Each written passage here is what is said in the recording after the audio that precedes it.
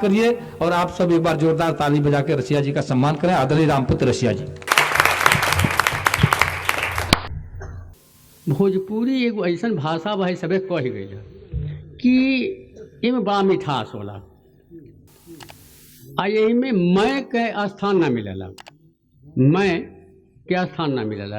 एमे बा हम हमार, ये दोनों सामूहिक है, ये पर्सनल ना बनल।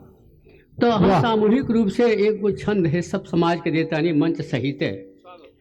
रौरा होई हमार हमरा उर हई, क्या बात। रौरा होई हमार हमरा उर हई, कुछु रौरो कहीं कुछु हमहू कहीं। वाह। रसिया निमने निमन नेह निभावे खातिर, रसिया निमन निमन नेह निभावे खातिर, कुछु रौरो सही कुछु हमहू सही, रौरो सही कुछु हमहू सही।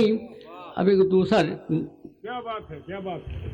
केहू कुछऊ कहे पूरा सुनल करी, केहू कुछऊ कहे पूरा सुनल करी, रसिया समझी बुझी बात गुनल करी। ना निकाली बौर का के बहरा कबो, ना निकाली बौर का के बहरा कबो, राखी भीतरे निमन का के धूनल करी, राखी भीतरे निमन का के धूनल करी।